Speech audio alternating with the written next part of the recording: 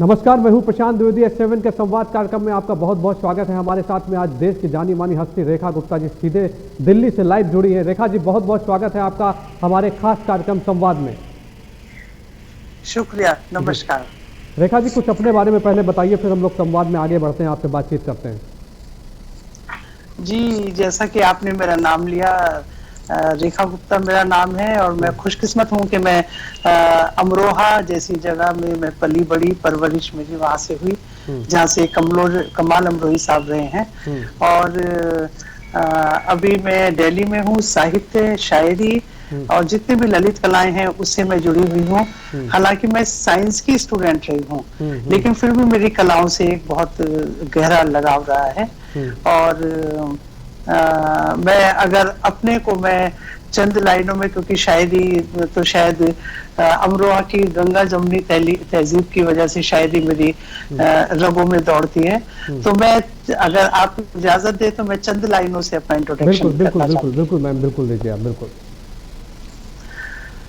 मैं मस्तक की ऐसी रेखा, मैं मस्तक की ऐसी रेखा बिन कहे बहुत कुछ कहती है। मैं मस्तक की ऐसी रेखा बिन कहे बहुत कुछ कहती है। मैं हाथों की ऐसी रेखा जो भाग्य उदय कर देती है। क्या बात। मैं लक्ष्मण की ऐसी रेखा, मैं लक्ष्मण की ऐसी रेखा मर्यादा अंकित करती है। मैं लक्ष्मण की ऐसी रेखा मर्यादा अंकित करती है। मैं सीमा की ऐसी रेखा इतिहास बदल रख देती है। मैं अर्थशास्त्र की वो रेखा, मैं अर्थशास्त्र की वो रेखा जो शून्य विश्व को देती है। मैं अर्थशास्त्र की वो रेखा जो शून्य विश्व को देती है। मैं चित्रकार की वो रेखा चलचित्र अमर कर देती है। क्या बात है। तो ये, शुक्रिया। शानदार। तो ये मेरा एक छोटा सा इंट्रोडक्शन है और इसमें शायद मैंने अनायासी अपने को डिस्क्राइब कर दिया है। कला से भी मैं जुड़ी हूँ। मर्यादित होना चाहिए प्रत्येक व्यक्ति को। और जैसे अभी राम जन्मभूमि का हमारा इतना बड़ा सपना साकार हुआ मंदिर का, तो लक्ष्मण रेखा की बात करें तो मर्यादित तो हम सबको रहना चाहिए। उसी को मैंने लेते हुए और अपने विषय में चंद पंक्तियां रखी। मैम, मैं भी इतने दिन से पत्रकारिता कर रहा हूँ, लेकिन मैंने अभी तक जो है, जैसे आपने एक्सप्लेन किया अपने नाम को और एक अच्छे तरीके से किया, क्योंकि आप जी में जो है शायरी जो है आप में वो है, और गंगा जमुनी तहजीब से आप हैं, उत्तर प्रदेश से आप ताल्लुक़ रखती हैं। तो आपने जिस तरह से अपने नाम को मुझे, मतलब दर्शकों को मेरे एक्सप्लेन किया, वो अपने आप में बहुत कुछ कहता है आपके बारे में और आपके व्यक्तित्व के बारे में बहुत कुछ कहता है। बहुत बहुत शुभकामनाएं मैम आपको, और हमसे आप सीधे दिल्ली से लाइव जुड़ी, इसके लिए भी आपका बहुत बहुत मैं शुक्रगुजार हूँ। सबसे पहले मैं आता हूँ कोविड-19 पे। मैम देखिए, जिस तरह से पूरे भारत में कोविड-19 ने दस्तक दी, पूरा विश्व परेशान है, अभी इसकी कोई दवा नहीं बनी है, जबकि भारत के प्रधानमंत्री की अपील कहीं ना कहीं काम करती नजर आ रही है। जिस तरह से 3 महीने का लॉकडाउन हुआ, तो हम सुरक्षित हुए, हम तैयार हुए, हम इस बीमारी से निपटने के लिए तैयार हुए। आप कैसे देखती इस पूरे घटनाक्रम को, क्या कहना आपका इस बारे में? मैं क्योंकि ये तो जो तूफान था वो तूफान आ चुका है, अब तो इसके गुजर जाने का इंतजार है। और हमने उसकी, सब डॉक्टर्स ने, जितने भी कोरोना वॉरियर्स थे, और हमने भी, आपने भी इसको बहुत ही धीरज के, धैर्य के साथ हमने इस तूफान को झेला है। तो मैं एक शेर के माध्यम से ही आपसे कहना चाहूंगी कि जल गया घर मेरा और कुछ भी ना बचा, जल गया घर मेरा और कुछ भी ना बचा। अगर मैं बच गया, अगर मैं बच गया तो फिर जला ही क्या है। क्या बात है, क्या बात है जी। तो कोविड में हमने जिस तरीके से मिलके और अपने धैर्य का और अपनी जिम्मेदारियों का हमने दिखाया है लोगों को, तो सिर्फ जिंदा रहना है इस टाइम, जिंदगी होना बहुत जरूरी है। हम कहाँ हैं, कैसे हैं, ये जरूरी नहीं है, सिर्फ जिंदा रहना जरूरी है। हम कहते हैं ना कि वक्त अच्छा भी आएगा नासिर, वक्त अच्छा भी आएगा नासिर, गम ना कर जिंदगी पड़ी है अभी। क्या बात है। तो जी। तो इस जिंदगी को तो हम ले ही जाएंगे और अपने देश को ऊंचाइयों पे पहुंचाएंगे। और जितना भी हम पीछे रहे हैं, आपने सुना होगा और देखा भी होगा, आप तो पत्रकारिता में हैं, कि जब ऊंची छलांग लगानी होती है तो जो 3 कदम पीछे हटते हैं और फिर जो छलांग लगती है वो बहुत जबरदस्त होती है। वो बड़ी बड़ी ऊंचाइयों को छू लेती है। तो ये हमारा 3 कदम पीछे हटने का ये 4 महीने का दौर जो चला है, अब देखिए, अब हम विश्व में अपना झंडा, अपना तिरंगा लहराएंगे। क्या बात है। और जाहिर सी बात है, अगर आप देखें तो देश के बड़े उद्योगपति रतन टाटा ने कहा है कि 2020 जिंदा रहने के लिए बना है। आप घबराइए नहीं, आप संघर्ष करिए और आप सोचिए कि हम इस सफलता के साथ में आगे बढ़ेंगे, हम इस जज्बात के साथ आगे बढ़ेंगे कि हमारे अंदर पूरी एनर्जी है और हम हर चीज़ से लड़ सकते हैं, क्योंकि भारत एक शक्तिशाली देश है और भारत अपने आप में बहुत कुछ बयां करता है। 125 करोड़ जनता, 135 करोड़ जनता जो है भारत की, वो अपने एक तरह से देखिए एक परिवार के तौर पे, और जाहिर सी बात है भारत के प्रधानमंत्री नरेंद्र मोदी जिस तरह से अपील करते हैं वो भी कहीं ना कहीं काम होती नजर आ रही है। जी बिल्कुल। अच्छा मैम, आपने राम मंदिर की बात कही जी। हम लोग भी साक्षी बने इसके, वर्षों से मामला चला आ रहा है और जब खुली आंखों से हमने वहाँ का अद्भुत नज़ारा देखा, भूमि पूजन देखी, सभी लोगों के अंदर उत्साह था, पूरे देश में एक दीपावली का माहौल था। अयोध्या को भी आपने ऑनलाइन देखा होगा, क्योंकि कोविड-19 को देखते हुए सावधानियां भी बरती जा रही थी। अयोध्या को आपने देखा तो वहाँ का एक अद्भुत नज़ारा था, वहाँ दीपोत्सव हो रहा था, दीपावली का पूरा माहौल था।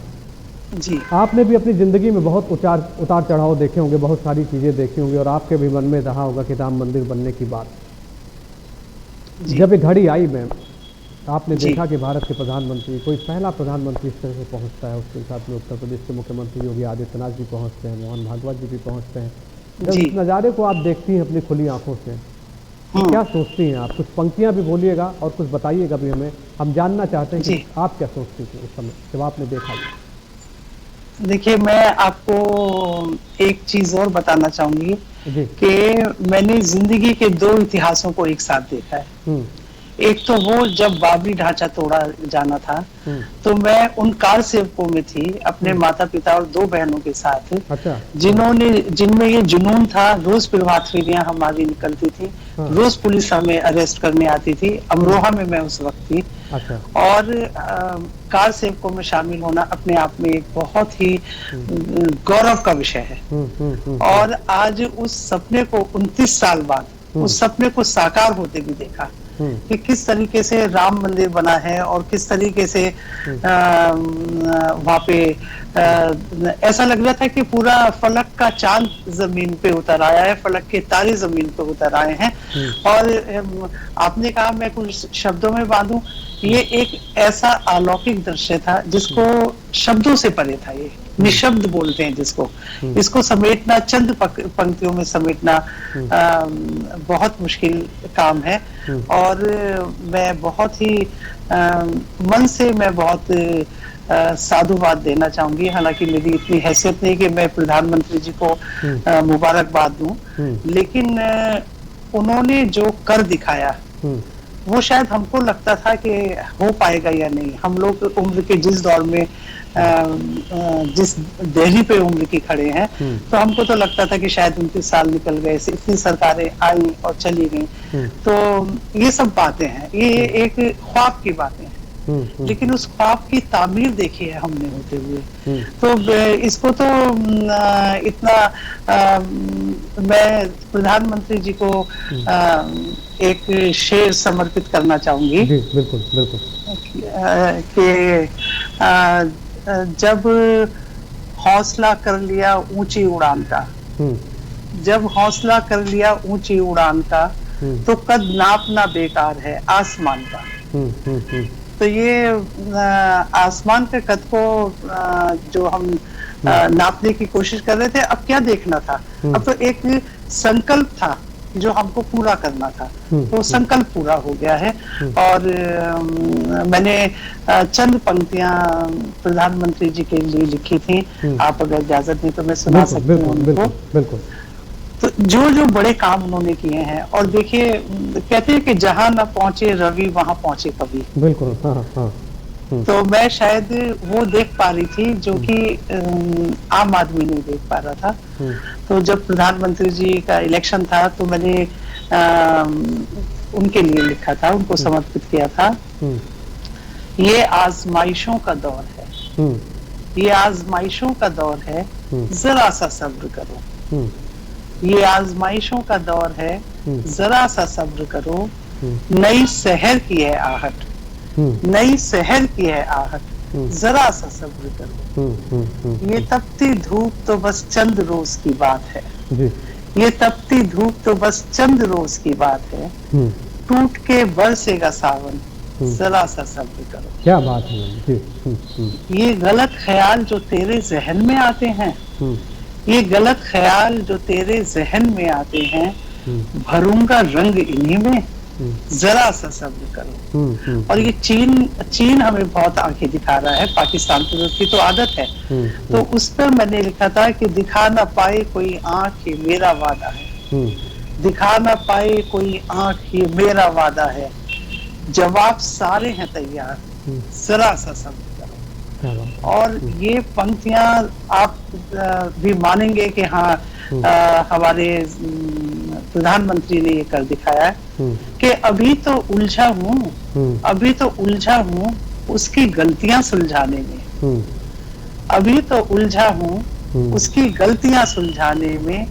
रचूंगा एक नया इतिहास, जरा सा सब्र करो। क्या बात है, क्या बात है जी, शानदार। तो ये इतिहास रचा गया है और हमारे आपके सब्र का ही इम्तिहान था और अभी इम्तिहान पूरा हो गया। तो मैं आपको भी आपके माध्यम से, आपके चैनल को और आपके सभी दर्शकों को राम मंदिर की शुभकामनाएं देना चाहती हूँ जी। अच्छा, अगर देखा जाए तो एक कवि जितनी चीज़ों को एक्सप्लेन कर देता है जी, मैं कभी कभी समझना चाहता हूँ इस बात को कि कैसे आप लोग इतना सोचते हैं। मतलब आपने अपनी लाइनों में सब कुछ कह दिया। भारत चीन की बात कर ली, भारत के प्रधानमंत्री के विकास कार्यों की भी बात कर ली, एक तरह से उनके काम करने के तरीके के बारे में बात कर ली। तो मैं समझना चाहता हूँ आपसे इस बात को, कैसे आप कैसे लिखते हैं इन लाइनों को जो इस दिल में उतर जाती हैं, भारत के दिल में उतर जाती हैं, मुझे बताइए। तो देखिए, शायरी, मेरे से ये सवाल बहुत बार पूछा जाता है, लेकिन कहते हैं कि शायरी क्या है, दिले इजहार का एक जरिया है। शायरी क्या है, दिले इजहार का एक जरिया है दिल बेजार तो फिर शायरी बेकार है। तो ये जो आप महसूस करते हैं, जो जिन इमोशंस को आप महसूस करते हैं और उनको चंद शब्दों में पिरो देना ही शायरी है।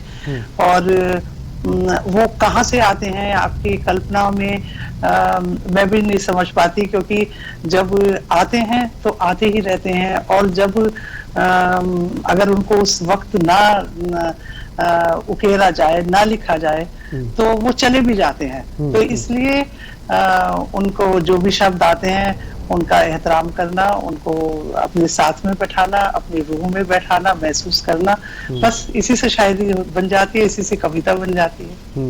क्या बात है। अच्छा, हम लोग मंदिर की बात करते हैं, अयोध्या मंदिर की बात कर रहे थे जी। जब भारत के प्रधानमंत्री मंच पे जाते हैं और कहते हैं कि रामलला तंबूर और टेंट में नहीं रहेंगे, एक ऐसा भव्य मंदिर बनेगा जिसको लोग देखेंगे।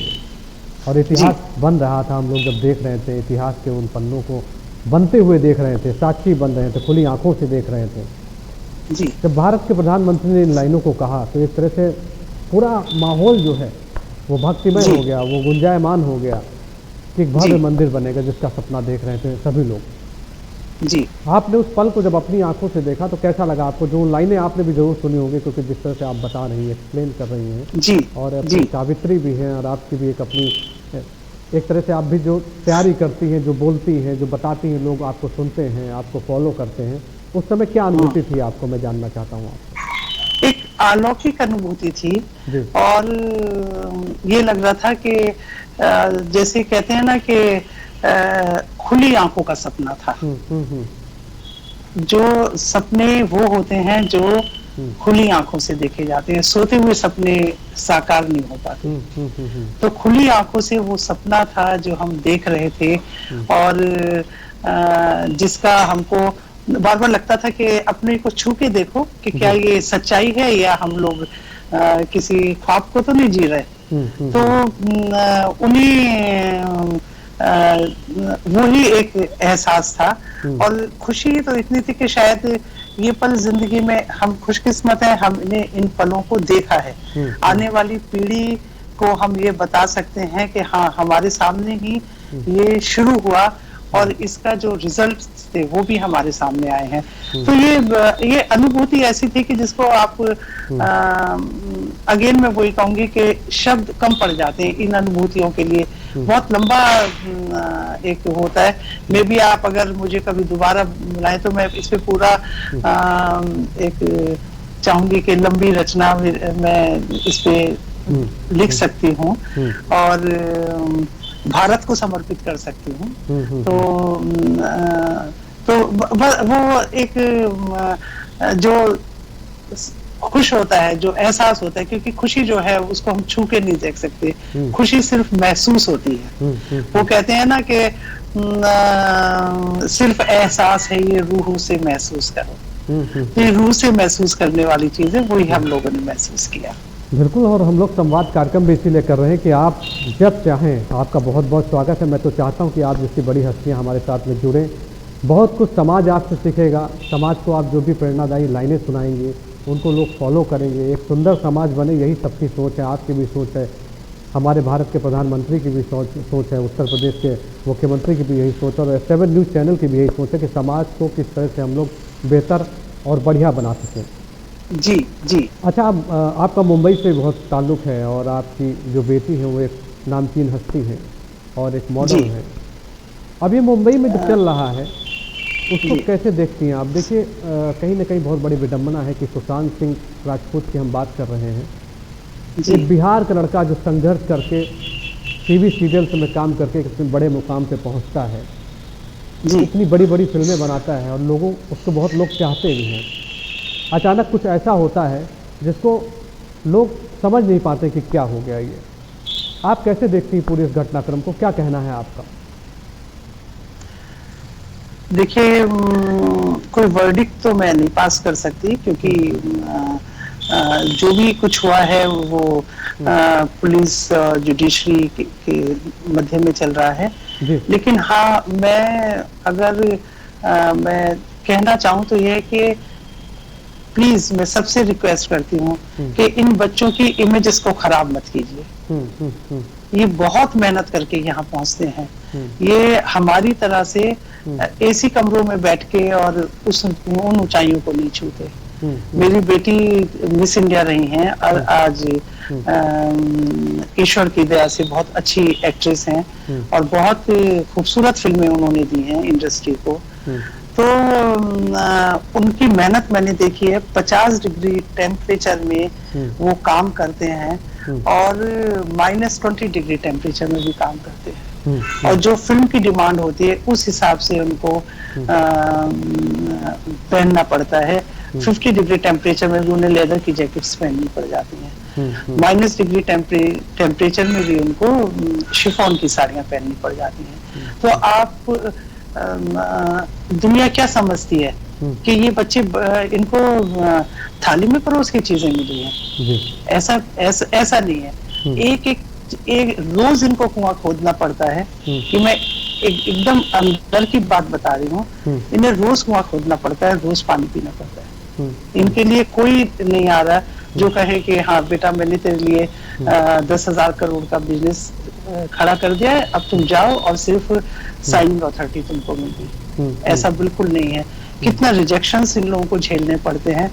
आज पता लगता है कि ये फिल्म आपको मिल गई, कल को पेपर में आ जाता है कि ये फिल्म किसी और को मिल गई। तो आप सोचिए, एक छोटी छोटी संस्थाओं में, मैं तो इतनी संस्थाओं में रही हूँ और शीर्ष पदों पे भी मैंने काम किया है। छोटी छोटी चीजों को पाने के लिए कितना आपस में वैमनस्य होता है, कितना एक दूसरे को खींचा जाता है। तो क्या इन लोगों के दिल पे क्या गुजरती होगी? और सबसे ज्यादा बात है कि चंद एक्टर्स एक्ट्रेसेस ऐसी हैं जो अपने परिवारों के साथ वहां पर हैं। ये जो जैसे सुशांत सिंह राजपूत को ले लीजिए, अकेले रहते थे, उनके माता पिता अपनी जगह थे। ईशा गुप्ता है मेरी बेटिया, अकेली रहती हैं। मैं आती जाती रहती हूँ कभी कभी, लेकिन मेरा कर्म भूमि दिल्ली और आसपास की जगहें हैं। ऐसे तो मैं पूरे भारतवर्ष का मैं भ्रमण करती हूँ, संस्थाओं के लिए मुझे जाना पड़ता है, लेकिन उस वजह से शायद मैं उनके पास उतना रह भी नहीं पाई। उनकी मजबूरी ये है कि अगर अपने पेरेंट्स को बताएं कि हम परेशान हैं, तो वो कहते हैं उन्हें क्यों बताएं, वो इस उम्र में आ गए हैं कि वो दुखी होंगे। और ये उनका अकेलापन, कोई भी कहते हैं ना कि जुबा मिली है मगर हम जुबा नहीं मिलता, या हम जुबा कोई नहीं है, कोई दोस्त नहीं है इंडस्ट्री में, क्योंकि हर कोई एक दूसरे का प्रतिद्वंदी है।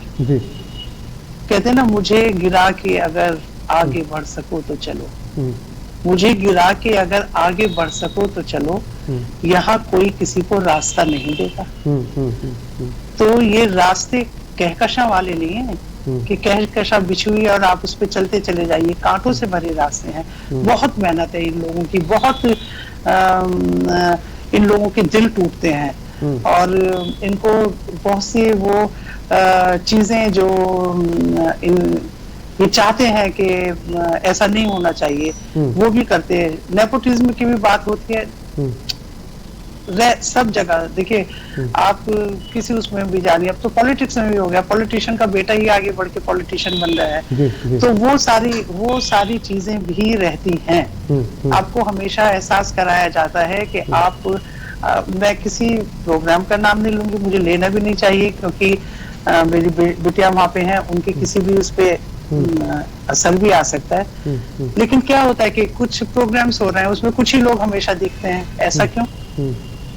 रेखा गुप्ता एक दिन में नहीं रेखा गुप्ता बनी ना। रेखा गुप्ता ने भी जब अपना सफर तय किया, तो अमरोहा से निकली हुई एक बेटी थी, जिसने अलीगढ़ यूनिवर्सिटी में अपना पोस्ट ग्रेजुएशन कंप्लीट किया और दिल्ली में आके बस गई और छोटे छोटे कदम लेके पहुंची। तो आज वो बच्चे भी उसी दौर में आपको कहते जाए कि अरे आपकी ये जगह नहीं है। तो दुख तो है, तकलीफ तो है, अकेलापन बहुत ज्यादा है, और उनके अकेलेपन को कोई साथी, कोई हाथ नहीं मिलता जो कहे कि हम खड़े हैं। तो ये जितनी चकाचौंध की दुनिया ऊपर से नजर आती है, ऐसा है नहीं, ऐसा है नहीं। और इसीलिए आप और कोरोना संकट में तो आप देखिए कि बच्चे एक के बाद एक सुसाइड करते जाए। अभी समीर शर्मा ने परसों सुसाइड कर लिया।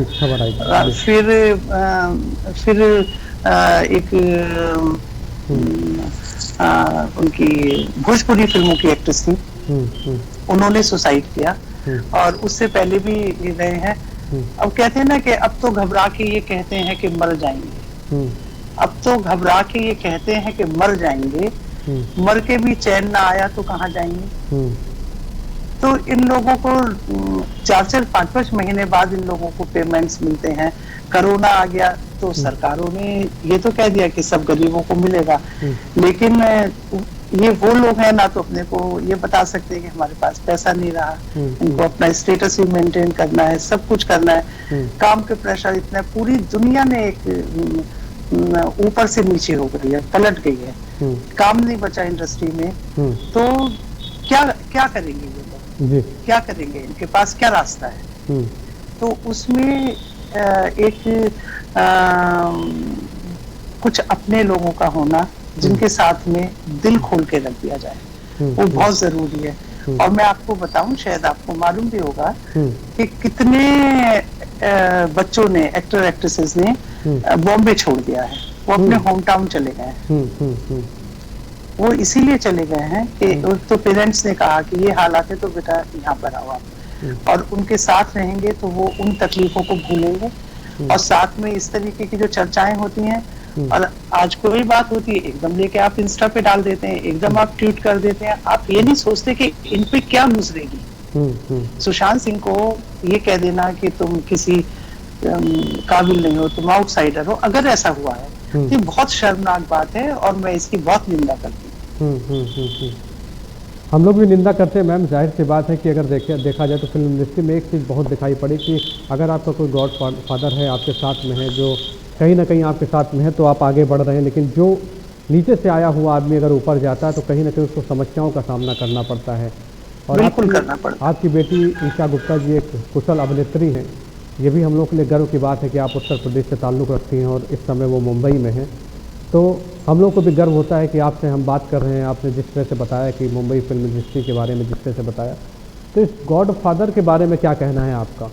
क्या लगता है आपको कि कहाँ तक इसको होना चाहिए? और जो वो लोग कर रहे हैं वो मेरी नज़र में तो अपराधी हैं एक तरह से। इस तरह से जो काम कर रहा है वो अपराध को जन्म दे रहा है।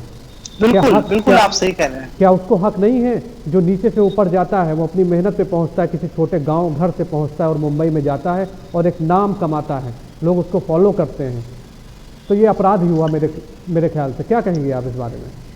ये बिल्कुल अपराध है और किसी की कला को मार देना, कला किसी की बपौती नहीं है जी।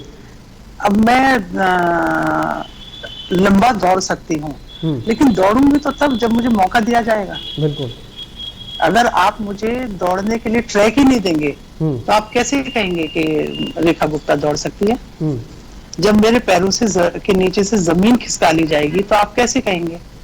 तो और practice makes a man perfect. हर कोई जो इंडस्ट्री में आता है, जो बच्चा होता है, दिल में ये जुनून होना है कि मैं एक्टर बन जाऊं, ये आधी जीत तो तब हो जाती है। और आधी जीत तब होती है जब आपको अच्छी स्क्रिप्ट मिलती है, आपको मौके मिलते हैं। आपको मौके ही नहीं मिलेंगे। आप पत्रकार हैं, आपको मौका मिला आज, तभी आप इतना खूबसूरत इंटरव्यू ले रहे हैं। इतने नजाकत के साथ, सलीके के साथ आप शब्दों को यहाँ पर प्रस्तुत कर रहे हैं। तो आप मौके तो दीजिए, अवसर तो दीजिए। आउटसाइडर्स को फिल्में ढूंढनी पड़ती हैं और जो इनसाइडर हैं उनके लिए फिल्में लिखी जाती हैं। सिर्फ फर्क इतना है कि हमको जो, और गॉडफादर, ईशा का कोई गॉडफादर नहीं है इंडस्ट्री में। ईशा अपने आप गई, मिस इंडिया बनी, अपने आप उन्होंने सब ये किया। और अचानक ये चीज तो होती चली गई कि बेटा पेपर में आया है मिस इंडिया का, चलो फॉर्म भर दो। ये वो मास कॉम की स्टूडेंट थी, बहुत ब्राइट स्टूडेंट्स रही हैं। और जी, और उनको उनकी परसेंटेज की वजह से उनको उनकी फीस वगैरह में भी काफी कुछ वो किया गया था। और फोटोग्राफी उन्हें बहुत पसंद थी। उन्होंने कहा कि ठीक है माँ, मैं जाती हूँ, देखती हूँ मिस इंडिया में भी क्या होता है, और मैं कैमरे के पीछे क्यों रहूं, क्यों ना मैं कैमरे के आगे आ जाऊं। तो ये उनके शब्द थे। तो बस उन्होंने छलांग लगा दी, उनको नहीं पता था कि तैरना कैसे है। और मैं इससे जुड़ा एक बड़ा आपको एक वाकया बताना चाहती हूँ कि जब ईशा की वो ने कहा मेरे फादर से कि नाना जी मैं मिस इंडिया के लिए सिलेक्शन हुआ, मैं जा रही हूँ, तो हमने कहा था कि उनकी इजाजत ले लो, घर में बड़े वो ही हैं। तो मेरे फादर जो कि प्रिंसिपल रहे हैं और head of the commerce department रहे हैं, तो उन्होंने कहा कि जाओ बेटा सफल होके लौटो, मैं तुम्हें झूमर बनवा के दूंगा। तो ये उनकी एक कितनी सलीकेदार उनकी इजाजत थी कि जाओ, चले जाओ। तो उन्होंने मेरे हस्बैंड से पूछा कि पापा मेरा सिलेक्शन हो गया, मैं जाऊं? तो उन्होंने कहा कि जाओ बेटा, लेकिन एक ही आप बात याद रखना कि जो भी दो 100% देना, आधे 50% से कुछ नहीं होता है। तो वो गई, उन्होंने उनको 3 मूवीज मिली। जब उन्होंने पहली मूवी साइन की, उनका आया कि मम्मा मैंने मूवीज साइन कर लिए, जन्नत महेश भट्ट साहब की मूवी थी।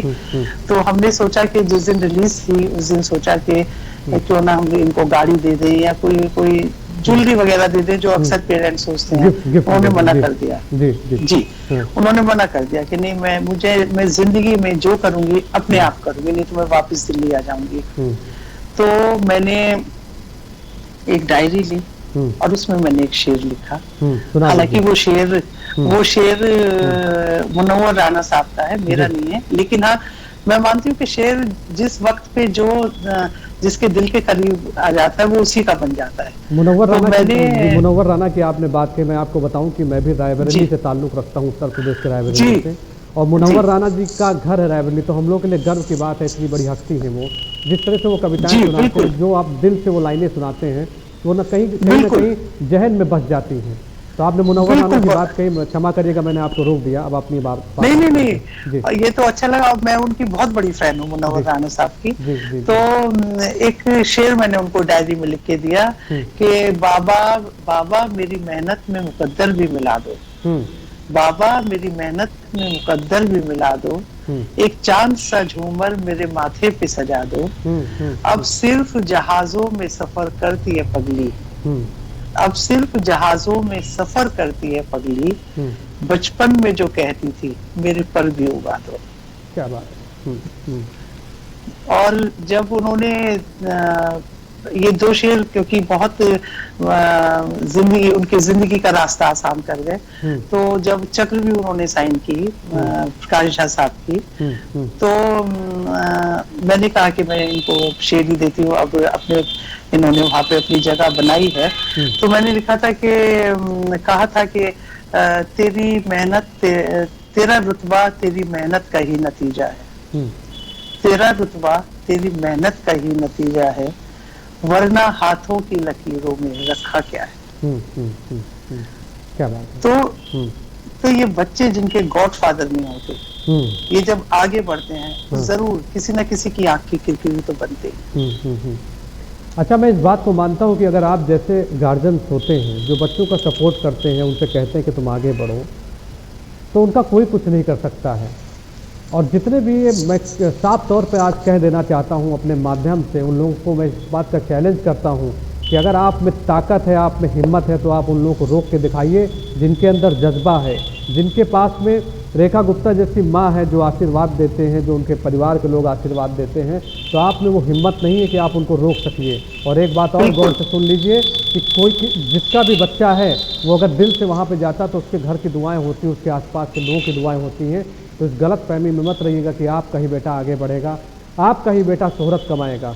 नहीं, आप पैरासूट से उसको लेके आ जाते हैं नीचे, लेकिन जो नीचे का आदमी ऊपर जाता है वो अपनी मेहनत पे जाता है और उसका जो काम है वो स्क्रीन पे दिखाई पड़ता है। ऐसा ही काम ईशा गुप्ता जी भी कर रही हैं, और मैं धन्यवाद देता हूँ आप जैसी माँ को जिसने इतना कुछ किया, उनके लिए आगे बढ़ाया।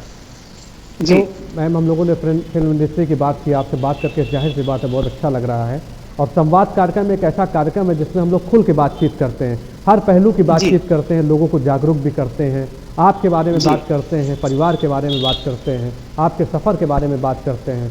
मैं जानना चाहता हूँ आपका सफ़र जो अमरोहा से शुरू हुआ और आज पूरे हिंदुस्तान में फैला हुआ है, मतलब आपने जो सोचा था, क्या सोच थी आपकी, और किन लोगों ने आपको प्रभावित किया आगे बढ़ने में, किन लोगों ने आपको आपकी मदद की आगे बढ़ाने में। जाहिर सी बात है कि हर कामयाबी के पीछे कोई ना कोई बड़ी कहानी होती है, संघर्ष की भी कहानी होती है, कुछ लोग भी होते हैं। कौन है वो लोग और क्या है आपकी कहानी, मैं जानना चाहता हूँ आपसे। मैं वाकई में आपको कहना चाहती हूँ कि मैं अपने पेरेंट्स के, अपने माता पिता का बहुत शुक्रगुजार हूँ कि उन्होंने हमें इस तरह से परवरिश दी कि कभी भी हालांकि उनका बहुत अच्छा नाम था और बड़ी उन्होंने एक ठहराव के साथ हम लोगों को पाला पोसा, तो उन्हीं के हम पद चिन्हों पे चले हैं, क्योंकि मेरे माता पिता स्वतंत्रता सेनानी रहे और मेरी माँ पंडिता थी, वो उनको चारों वेद कंठस्थ थे और वो शायद पहली महिला थी जो कि विवाह संस्कार कराने जाती थी। तो उनको देख के, और बहुत डिसिप्लिन बहुत सख्त था, मतलब इतना सख्त डिसिप्लिन था कि हम बड़ों के सामने बैठ नहीं सकते थे, उतने सख्त डिसिप्लिन में पढ़े। और मेरी माँ बहुत अच्छी साहित्यकार थी, लिखती बहुत अच्छा थी और वो कथक नृत्यांगना थी। तो मेरे से कोई पूछता है कि आप में ये सब गुण कहाँ से आया, आप लिखती भी हैं, गाती भी हैं, नृत्य भी करती हैं, तो मैं तो कहती हूँ मैं अभिमन्यु हूँ, मैंने गर्भ में ये सब कुछ सीख लिया था। तो मैं और सिर्फ क्योंकि मैं आर्य समाज परिवार से हूँ, तो वहाँ पे जो सिखाया जाता है हम लोगों को, जो कि किस तरीके से जीवन शैली हमको जीनी है और कुछ आदर्श बताए जाते हैं। मैं आज भी स्वामी दयानंद जी के आदर्शों पे चलती हूँ और मैंने अपने बच्चों को भी वही दिया। और एक बात मैं आपसे जरूर कहना चाहूंगी कि मैं कुछ भी हूँ, लेकिन मैं सबसे पहले भारतीय हूँ हिंदू हूँ और देश के लिए मैं बहुत लंबा जी भी सकती हूँ और देश के लिए मैं कुर्बान भी हो सकती हूँ। तो देश भक्ति का जो जज्बा है, और अक्सर मैं सोचती हूँ मुझे क्या होता है जब मैं 15 अगस्त पे झंडा फहराते देखती हूँ और राष्ट्रीय गान जब होता है, अगर घर में भी कहीं कभी टीवी पे राष्ट्रीय धुन बजती है तो मैं खड़ी हो जाती हूँ और अनायास मेरी आंखों में आंसू आ जाते हैं कि ये रोमांच क्या है मुझे समझ नहीं आता, लेकिन ये देश के प्रति शायद मेरा प्यार और समर्पण है कि मैंने कुछ पंक्तियां, क्योंकि 15 अगस्त भी आ रहा है। जी जी बिल्कुल बिल्कुल। और मैं भारत तिब्बत सहयोग मंच की राष्ट्रीय महिला अध्यक्षा हूँ और माननीय इंद्रेश जी के नेतृत्व में हम लोग उनके मार्गदर्शन में हम लोग काम कर रहे हैं और इसमें हमने बहुत बड़ा एजेंडा लिया हुआ है कि चीनी सामान का बहिष्कार, क्योंकि किसी को भी अगर हमको समाप्त करना है तो उसकी जो बैकबोन होती है उसको खत्म कर देना चाहिए। वो बैकबोन होती है आर्थिक बैकबोन। तो हमने ये संकल्प पत्र भी हम भर रहे हैं कि हमें चीनी सामान का बहिष्कार करना है, स्वदेशी अपनाना है। तो मैंने एक ललकार लिखी है चाइना के लिए। तो मैं उसमें कोरोना का भी कुछ है, क्योंकि कोरोना भी उस दुष्ट आत्मा की देन है जिससे आज हम सब लोगों को झेलना पड़ रहा है और हमारे इतने सैनिक जो बॉर्डर पे शहीद हो रहे हैं। और मैं आपको बताना चाहूँ कि मेरे पति एयरफोर्स से रहे हैं, तो इसलिए शायद वो जज्बा जो है वो मेरे अंदर और भी ज्यादा आ जाता है। तो मैंने लिखा है कि मैं टूट जाऊं, मैं बिखर जाऊं, मैं टूट जाऊं, मैं बिखर जाऊं, नामुमकिन। मैं तेरी साजिशों से घबरा जाऊं, मैं तेरी साजिशों से घबरा जाऊं, नामुमकिन। मैं भारत हूँ, मैं भारत हूँ, कभी हार नहीं मानूंगा। तू मेरे देश को ललकारे, नामुमकिन। तू मेरे देश को ललकारे, नामुमकिन। अभी कोरोना में उसने सोचा था कि हिंदुस्तान बर्बाद हो जाएगा। जी। तो मैंने कहा है कि क्या हुआ जो कुछ दिन रास्ते न चले, क्या हुआ कुछ दिन जो रास्ते न चले, क्या हुआ कुछ दिन जो मेले न लगे, क्या हुआ कुछ दिन जो चूल्हे न जले। तूने सोचा था कि तन्हाई में मर जाएंगे, तूने सोचा था कि तन्हाई में मर जाएंगे, तेरी हर चाल पड़े सीधी, नामुमकिन। तेरी हर चाल पड़े सीधी, नामुमकिन। हम गिरे कभी तो उठे तभी, हम गिरे कभी तो उठे तभी, हम रुके कभी तो चले तभी। है आग हमारे सीनों में, है आग हमारे सीनों में, फौलाद हमारे जिस्मों में। तू देश मेरा बर्बाद करे, तू देश मेरा बर्बाद करे, नामुमकिन, नामुमकिन, नामुमकिन। क्या बात है मैम, जबरदस्त। बिल्कुल जी जी। तो ये चेतावनी है कि तुम हमारे देश की तरफ आंख नहीं उठा सकते। और मेरा तो ये कहना है कि कोई भी हो, मैं ज्यादा हिंदू मुस्लिम के उसमें नहीं पढ़ना चाहती, क्योंकि हम सब भारतीय हैं। सबसे पहले हम भारतीय हैं। देश ही ना रहेगा तो ना हिंदू रहेगा, ना मुसलमान रहेगा, ना सिख, ना ईसाई। तो हमको उन चीजों को दरकिनार कर देना चाहिए। सिर्फ और सिर्फ अपने देश की रक्षा, सुरक्षा और एक तो पूरे विश्व की रक्षा के लिए राम जी अवतरित हो गए हैं, राम मंदिर बन रहा है, और सीमा की सुरक्षाओं के लिए हमारे सैनिक खड़े हुए हैं। मैं बिल्कुल इस बात को समझता हूँ और मुझे गर्व भी होता है कि आप जैसी काव्यश्री हैं जिनकी अगर लाइनें सुन लीजिए तो एक मन में देशभक्ति की भावना जगती है और लगता है कि देश हमारा कितना मजबूत है और किस तरह से देश हमारा आगे बढ़ रहा है। और जाहिर सी बात है, अगर आप जैसे जागरूक हैं इस समाज में लोग जो एक प्रेरणादायक लाइनें देते हैं तो आपको ज़रूर लोग सुनते हैं और आपको लोग फॉलो करते हैं। मैं आपके इस जज्बात को, आपके जो आपने जो मुझे सुनाया है, मैं आपको सैल्यूट करता हूँ, मैं आपको सलाम करता हूँ और मैं अपनी पूरी टीम की तरफ से आपको बहुत बहुत शुभकामनाएं देता हूँ मैम, कि आप आगे बढ़ें, आपकी बेटी ईशा गुप्ता जी बहुत आगे बढ़ें और अपना एक नया मुकाम बनाए। जैसा आपने बताया कि बिना सपोर्ट के जिस तरह से वो आगे बढ़ रही हैं, मेरी और मेरी पूरी टीम की बहुत बहुत शुभकामनाएं। और मुझे कुछ लाइनें आपके लिए भी कहनी, क्योंकि आपने कई लाइनें कही हैं, तो मेरा भी कुछ कवि जगह है अंदर से जो सुनाना चाहता है। जी, इरशाद।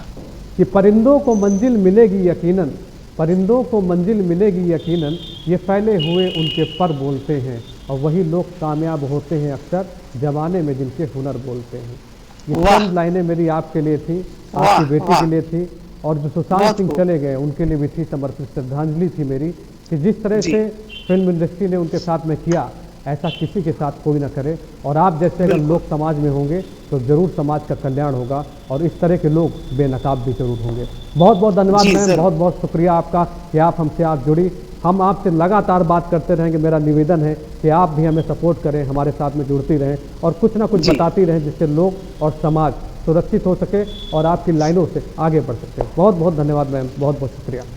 बहुत धन्यवाद, आपने मुझे यहाँ पे बुलाया, इतना वक्त दिया, इतना मौका दिया। और बस मैं कहना चाहूंगी कि मेहरबान होके जब चाहे बुला लो मुझको, मैं गया वक्त नहीं जो लौट के भी आ ना सकता। क्या बात है मैम, दिल खुश कर दिया आपने। बहुत बहुत बधाई आपको। ईश्वर आपके सारे सपनों को पूरा करे और आप बहुत आगे बढ़ें, और आप हम लोगों के साथ हमेशा जुड़ी रहें। बहुत बहुत धन्यवाद मैम आपका। शुक्रिया, शुक्रिया।